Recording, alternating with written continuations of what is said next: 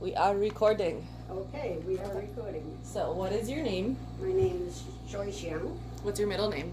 Dorothy. Oh, really? Yeah, I was named after my mom. Oh, that's cool. I didn't even. That's so your mom's name was Dorothy. What? So your mom's name was Dorothy. Dorothy, yep. Awesome. And then, what year were you born? 1937. And what's your birthday? On January 24, 1937. And then, who were your parents? So Dorothy. My mom was Dorothy, middle name Minnie. Oh, cute. Dorothy Minnie.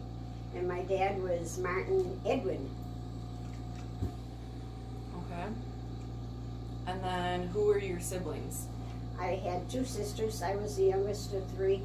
My older sister Jean is 85 years old, still living in the Boston area. Okay. My middle sister Barbara passed away 9 years ago at age 75. It's good. Good life, though. Yeah. Yeah. Yep. So you had two sisters? Yep. Okay. And I was the youngest. And my mom actually was the oldest of three sisters, and I was the youngest of three sisters.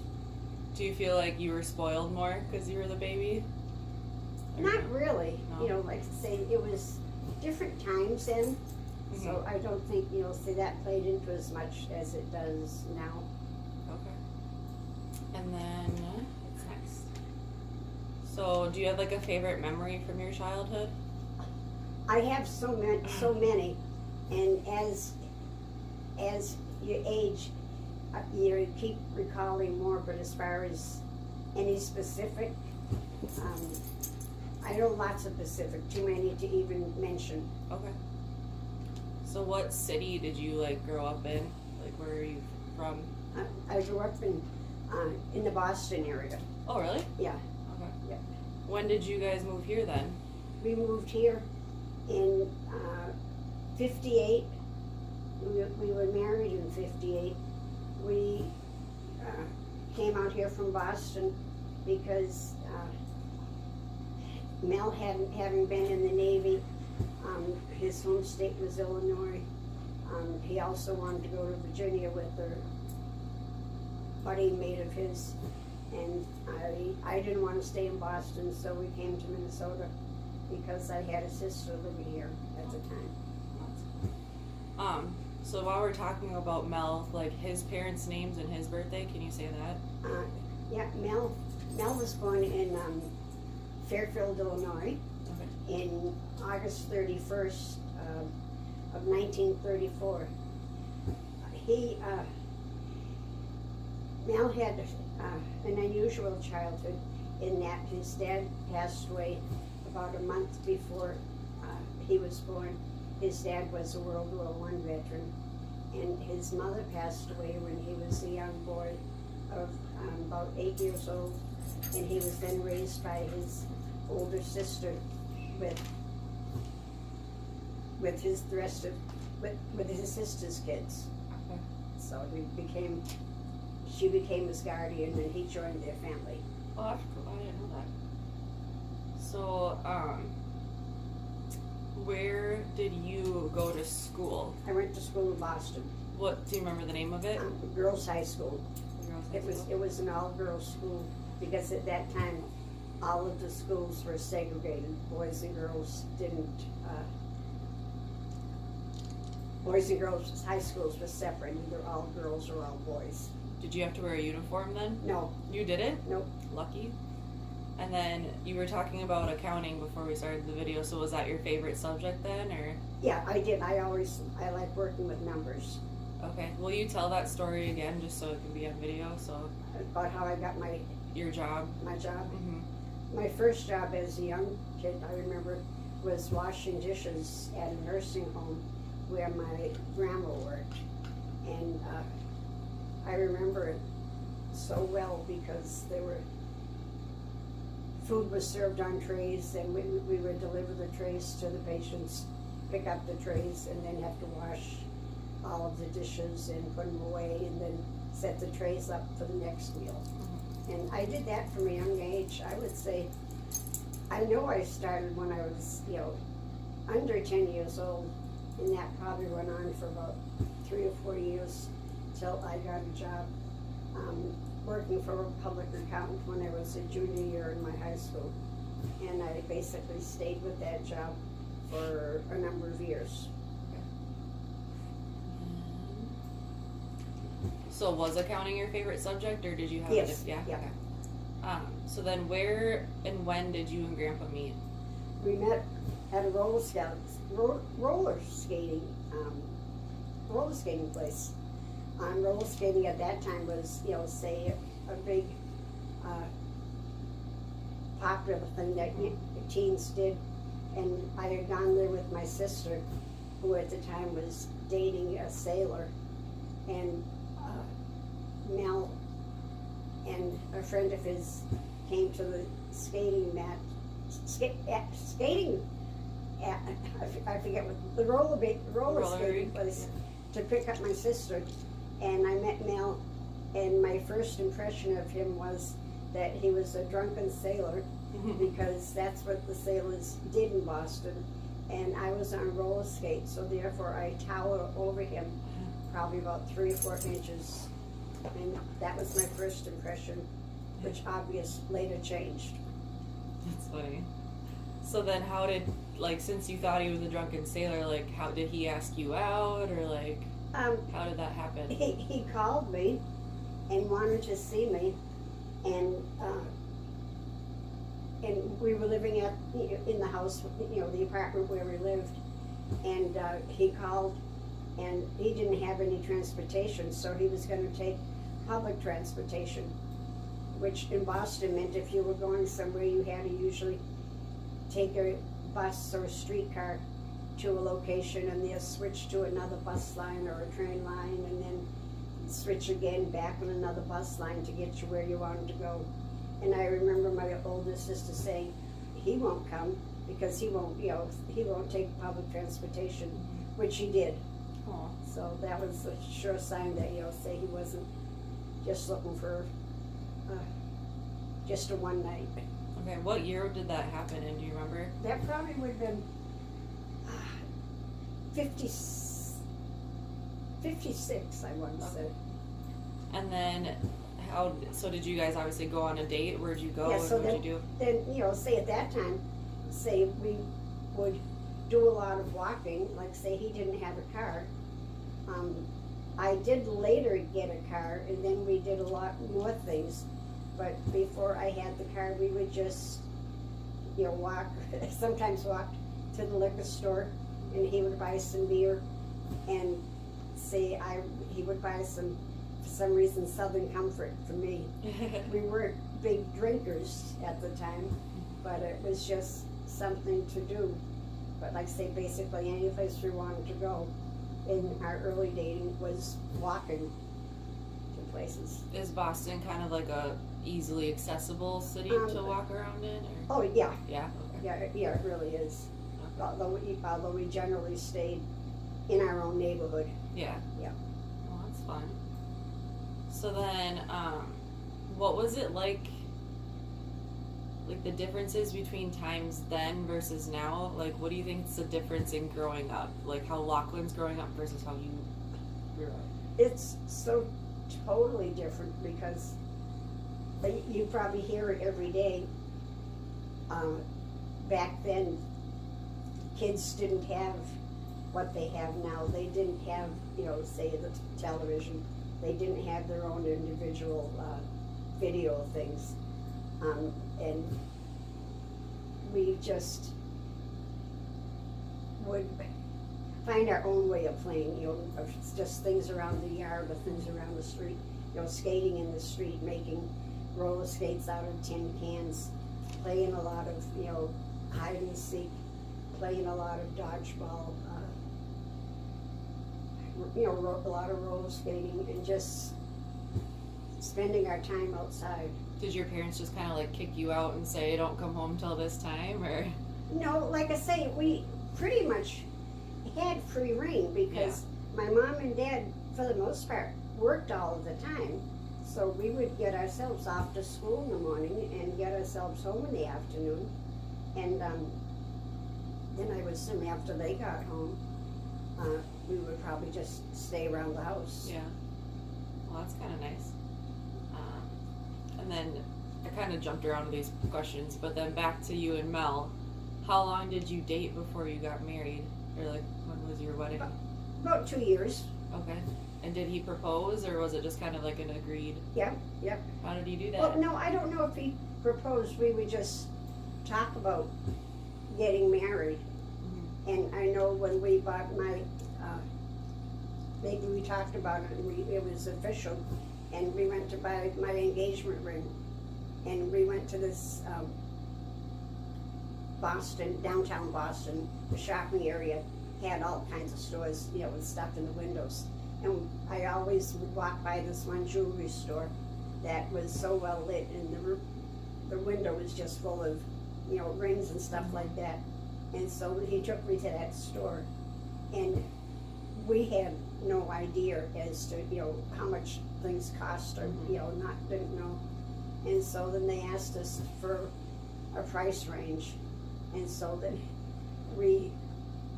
that's how we ended up picking out the ring that we did. They brought out so many, a price range that Mel stated, and chose the one from that. That's cool. So that's how me and Dylan kind of did. Like, we got to pick it out together. Yeah, so it's kind of, I think it's more romantic that way, to be honest. Okay, well, yeah. It was fun. And, and say at a later time, we had the ring appraised. This was a number of years ago, and I know valuations change.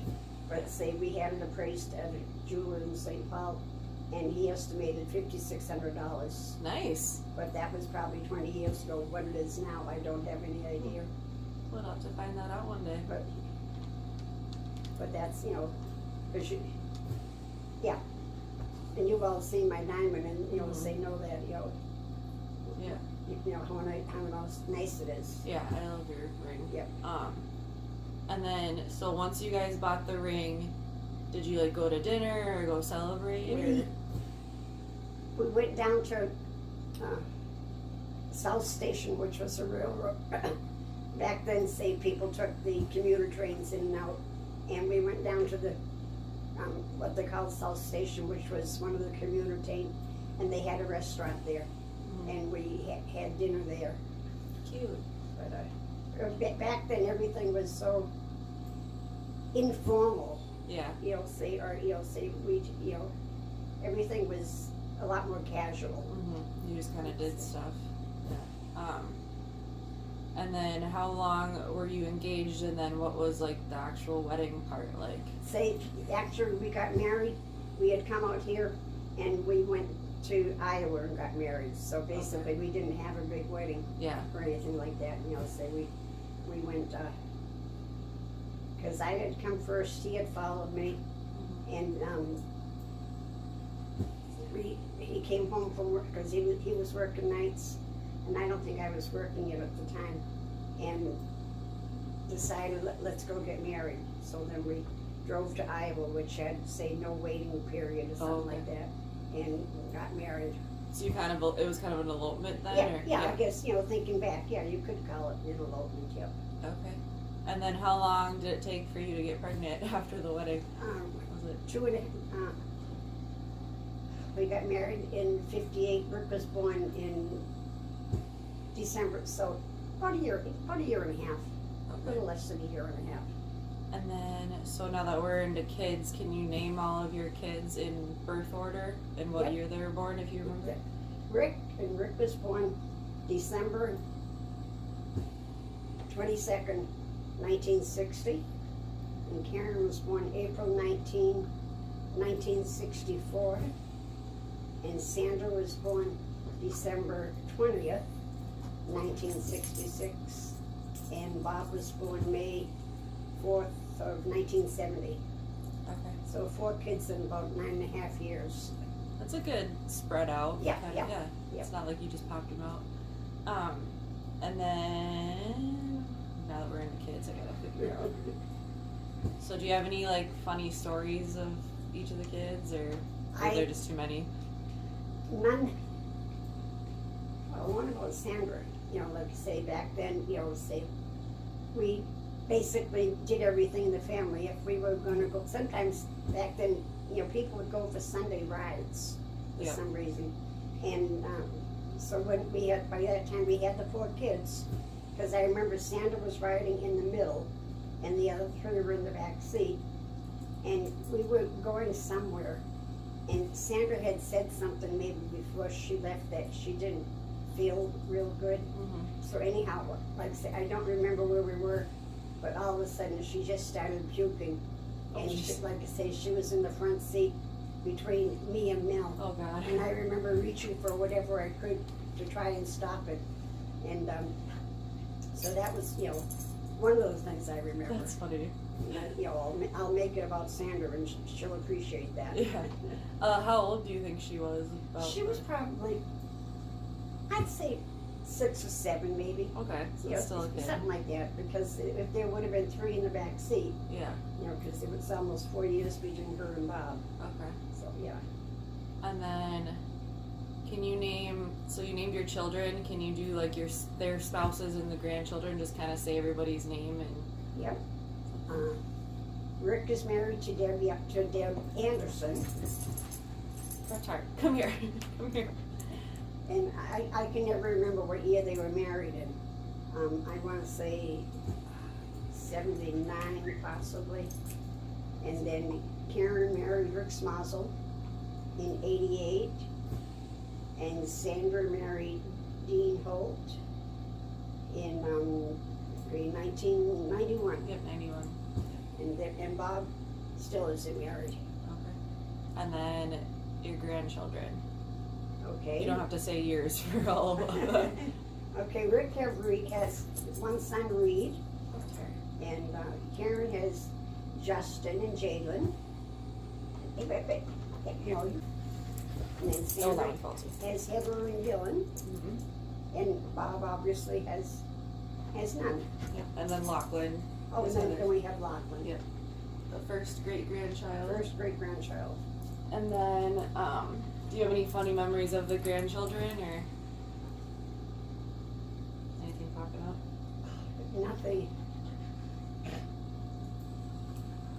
Nothing pops, Nothing specific. I think I remember, well, each one was so different, and probably we're closer to Heather and Dylan Yeah. because they were practically raised, stay in the same residence. And I remember, Heather, you put stuff in front of her, even as a young child sitting in a high chair. Any food you put in front of her, she would eat. And also as far as fruits and vegetables. Dylan, on the other hand, he was a lot pickier eater. Still is. A lot of my memories of Dylan as an infant was when I think Dean was working nights or something, and Sandra was working days, and I was working nights at the bank in St. Paul. And I remember many nights swinging by and picking Dylan up in his little walker, bundled in his little blue snowshoe. One of my favorite pictures of Dylan is him in that little blue outfit, sitting in the infant seat, waiting to be picked up. And I can't remember, thinking back, I can't remember the whole steps, but it was so that Dean could get some sleep, because so Sandra could get some sleep, and then Dean working nights, Dean would probably pick him up in the morning or something like that. And like I say, it sounds like a funny arrangement, but at the time it worked for us. So, because I feel I've been a good grandparent. I've given my kids their space when they need it, but I've also tried to, without, stepping out of bounds, do whatever I could to help out, but, whether it in, taking care of the infants or whatever. Is that weird to you're used to raising the kid and then to try to find your boundary and Say there, I'm just the grandma, and let's say as they age, obviously, say it's just time to step back and let the parents do the raising. And then, what was your favorite age to be, if you could pick or like a couple different? My favorite age? Yep, that like 20s, 30s. Oh, that's a hard question. That's a hard one. I remember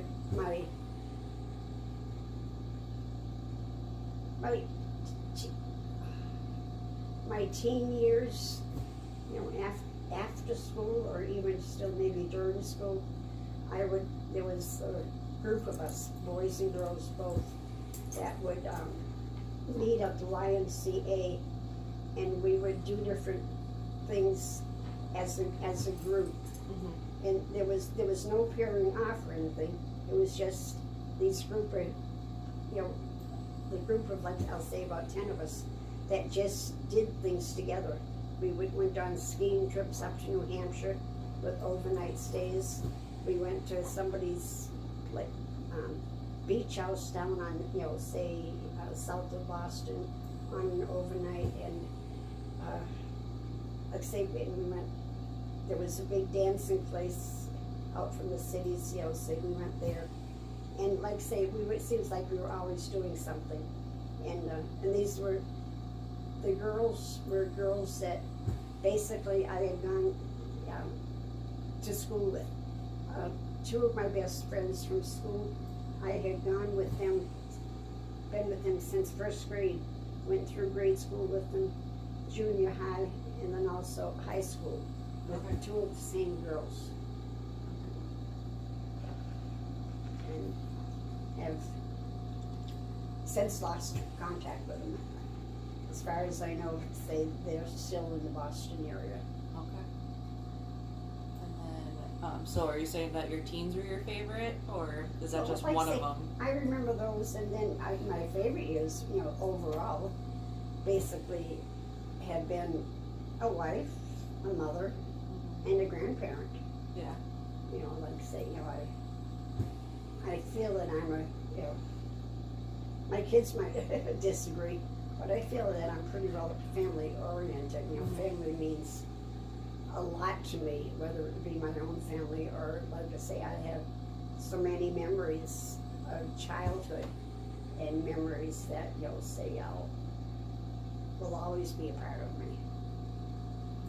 And I guess I regret the fact that my kids never got to have those memories, because growing up in Minnesota, they had no grandparents here, you know, so they didn't have the opportunity to, you know, say everybody's going to Grandpa's house for Christmas, you know, say sisters and brothers and kids and everything. Mm-hmm. They never had that exposure, which I regret, because I remember so many family reunions with, you know, say, my grandma and grandpa, and then my mom and dad, and my aunts and my uncles and their kids.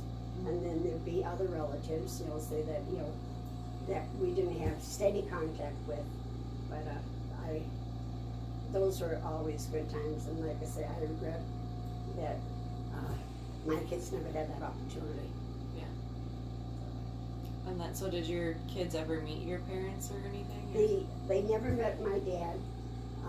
My dad saw Rick, my oldest one time, and they did get to meet my mom. My mom, well, we made several trips back there, driving with the kids, and my mom came out here several times.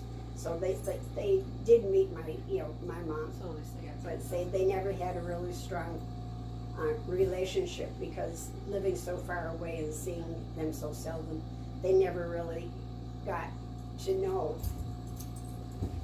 each other and to experience that grammar and say grandchild experience. Yeah. Well, Dean's home, so I'm gonna pause because he's gonna go crazy, and then we'll finish the questions. Okay, we're recording again. So, this is Heather's question. What is the most important life lesson that you could give to your grandchildren or children? First of all, to love each other, respect each other, always be honest and true to yourself, and boy, it's, you know, they're growing up in a different world, which I tell them that all the time. Yeah. But, you know, say it, I think the world is changing. You know, say I think the way we live is changing, and just to stay together and be strong, and most of all to love each other. That's a good one. I like that. So, and then she kind of just said how to live your best life. You know, that kind Just- of all, Just kind of that. yeah, you know, say, you know, be self-supporting, you know, I've always, you know, say, felt job security is a big part of being successful. It's, we all come from working class people, and it's, which is no shame in that, but, you know, there again, just, you know, work together and, you know, try and live your life as best you can, as best you can. I like that. Do you think travel's important, or do you think You think what? traveling? Oh yeah, I think traveling is very important. It gets to, you know, it's a very, you know, enjoyable experience. You know, say, you know, Grandpa and I traveled, you know, a lot. We made a lot of driving trips, you know, say to the East Coast when the kids were younger. We've taken road trips ourselves, and say we've also taken our kids, exposed them to a lot of parts of our country as far as vacations go, and they were all, you know, all, you know, fun times, and fun times are what vacation should be. And I hope that all my grandkids get the chance to travel and to, you know, this is a big country we live in, and to be able to see other parts of this country other than just Minnesota. Why did you make Minnesota your forever home? Just because you're a sister, or Why did I what? make Minnesota your forever home? I made it my forever home because my sister was here. And then, so kind of back to like travel, but like, do you have a favorite vacation ever that you guys took, or? Oh, one of my favorite, the one that Mel and I took to Alaska, you know, say, was a favorite trip of ours. Another favorite was the year we went to the Dude Ranch in Colorado. Oh, that's cool. Say that was a family vacation, and that was really a fun trip. What did you see like the whales and stuff in Alaska, or did you? We didn't see any whales. We took the railroad up to the Yukon Territory, I'll call it, which is one of the highlights of one of the stops. And just wandering through the little small towns, we saw bald eagles, you know, saved from a very close distance, because we went on our trip through a rainforest, and that's where we saw the eagles. And like I say, that was just a trip I think that everybody, or not everybody, that many people talk about going to Alaska. Yeah. And, you know, say it's the trip that, you know, would be is memorable for everybody that goes there.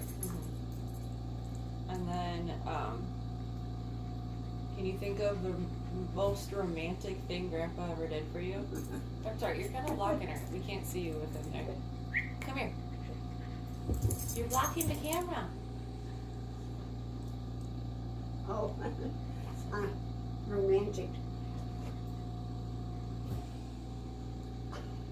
No, I can't, because he wasn't very, you know, he wasn't one to.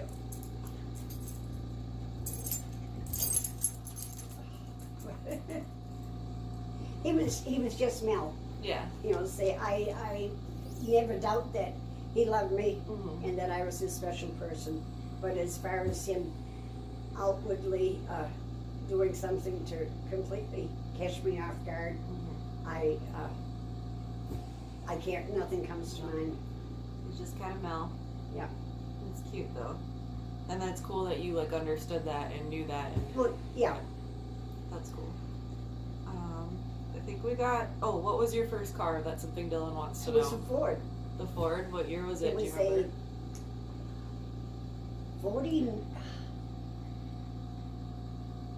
It was a 49 Ford, I think. I still have pictures of it, and I Yeah. still have the license plate from it. That's cool. I wish It would say in the garage, and it was N27795 was the license plate number. Cool. So, yeah, we still have pictures of it. And that was there. Because actually, I bought it.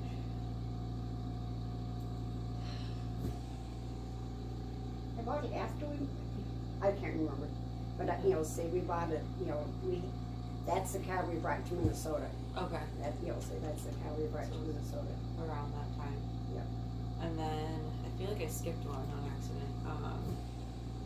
Oh, did you ever get in trouble? That one. No, never been in any major trouble. Probably got in trouble with my mom and dad as kids for doing Yeah. something, but what they were, I can't remember. And then, so nothing too serious. That's good. No, And then,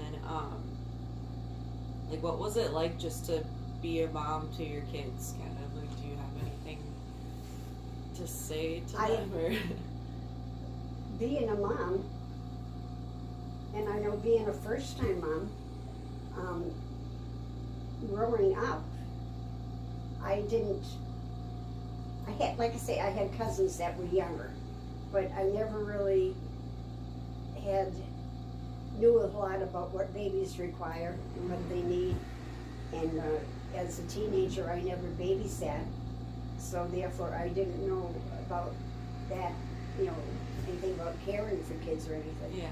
But it's, when you have your firstborn and it's your own, it's like everything just falls into place as far as, what you need to take care of this innocent little baby. Yeah. Who's, if you've been given, and, That's cool. and, you both managed to make it through the first year. Yeah. That's what I'm not looking for. Sleep deprived and Yeah. everything. Especially when you didn't have your parents here to like help too. I Well, can't yeah, imagine. yeah. That's crazy. My parents aren't allowed to go anywhere. And then, Well, yeah, it was nice when actually, like I say, never had grandparents here. yeah, And so I did have my sister. yeah, And like I say, I know when I went to the hospital to have Karen, I remember Rick stayed with my sister, who, we lived at 62nd and Region, and my sister lived down on 65th in Georgia, so we weren't that far away. So we would, help each other that way, say if she had something to do or we had something to do, we would swap, kids and everything. That's nice that you had her close. Yeah. And then, so it looks like our time's almost up because my phone just said it's gonna die soon. Oh. So, is there just like anything that you want, like your family to know? Like, imagine they're watching this like after you pass, and just like something you want to tell all of them, or Like I say, just want them to know that I did the best I could, and say they're my kids. I love them all dearly. I love them all equally, and I did the best I could. And probably at times I failed, but I say you learn by failing, or you learn by doing, and just remember always that your family, and family, in my opinion, should always come first. I agree. And then, I think that's kind of all the questions. Do you want to close it with anything, or do you want to leave it at that? No, I'll close with, this has been, it's been nice to sit here and, go over some of these things with Michaela. And like I say, I'm just a mom who, as I've said so many times before, happy being a mom. It was, what I guess I was meant to be. And like I say, if I failed my kids in some way, I'm sorry. But always know that they were and always will be in a special place in my heart. No. I know, I'm gonna cry now. I can't tell, are you crying? It's so hard to, and like say, I'm sure you have memories, and like I say, I've got so many more years of memories. Yep. And, how kids change, and, does life go as fast as people say it does? yeah, like what? Does life go as fast as people say it does? Once she hits a certain age, yeah. It just kind of catches up with you? It just flies. Bob's going to be, like say Bob is going to be 49. Rick will be 60 at the end of the, Rick will be 60. I'm always number ahead of year on him. But I can't believe next year I'll be saying, oh, my youngest is 60, and my youngest is 50. Oh, man. Holy cow. I just never envisioned me saying those words, although I'm sure every, I don't think anybody does. every mom probably has, looking back. But, yeah, like I say, for the most part, except for the parts with my dad drinking, I had a good childhood, I think. That's good. My mom,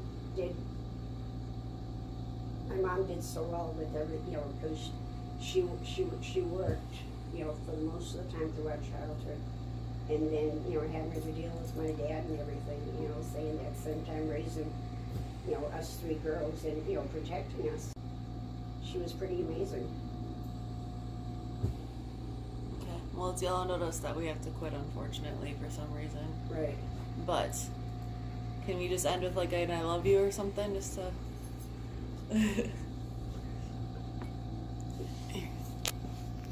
just say I love you, kids, or something? Oh, and, Karen and Rick and Sandra and Bob, always know that I love you. Say I love you, say till my dying breath, say, God take care of all of you, and I pray you all have a happy and fulfilled life, and may all your wishes and dreams come true. Okay, we'll say bye.